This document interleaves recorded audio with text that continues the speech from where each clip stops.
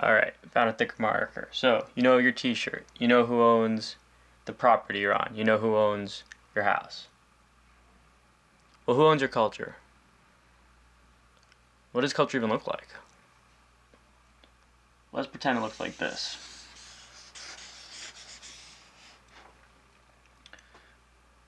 And here's your neighbor.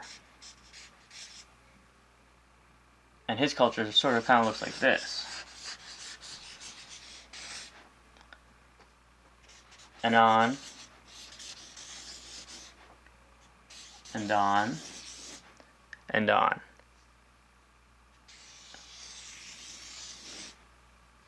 So, if you can, humor me.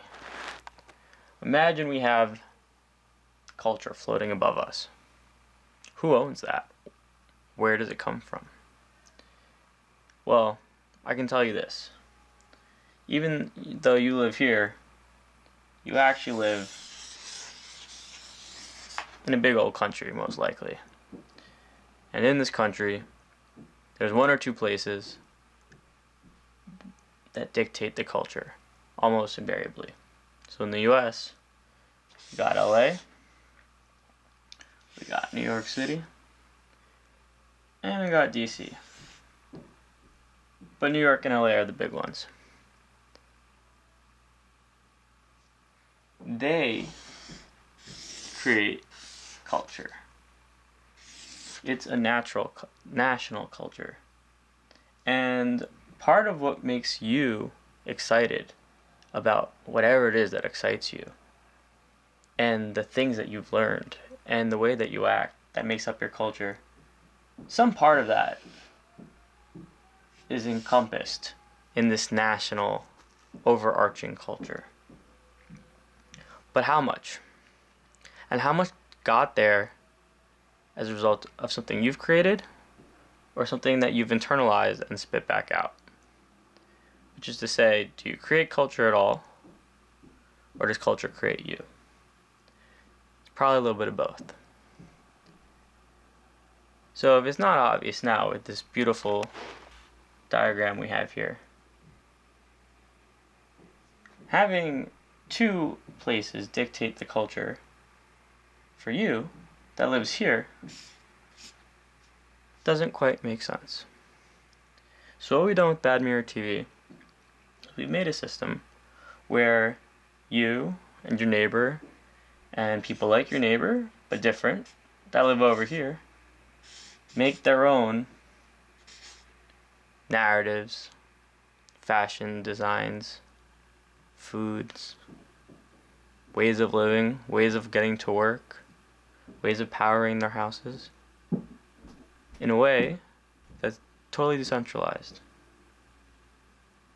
And what happens when we have a system like that is that culture will emerge on its own without being dictated by two powerhouses of culture. Not only that, you'll be able to answer the question, who owns your culture? Because in a system where it starts with where you live, with you the person, and your neighbor, and all these people adding up all the things that excite you, then that becomes your culture. And in a system where it starts in your town, like with Bad Mirror TV, you own it. And you're responsible for it. And if I go to a town that has really crappy stuff to offer, there's no one to blame but that town. Don't look at LA and New York. They got stuff. They have so much stuff that they've been passing it off as your stuff. So think about it. If you go to the website and it's no good, it's on you, people that live near you. You got two things you can do. You can watch another town. You can say, my town's, I'd rather live in this town. I'm going to look at what's going on in this town. You could do that. It'll give you a cultured sense of what's going on over there. Nothing wrong with that. Or you could take some responsibility. You can say, I know there's stuff going on in this area. Why is it not on this website? Why are people who don't live near me never going to find out about this? Take responsibility. Now it's on you. Now it's on you to get this little sliver of culture that makes it to the larger pie. You help push it along the way. And everyone's going to know where it came from. That is part of your culture. And it's part of your culture that's so amazing, so vibrant, so exciting, that people want to make it part of their culture too.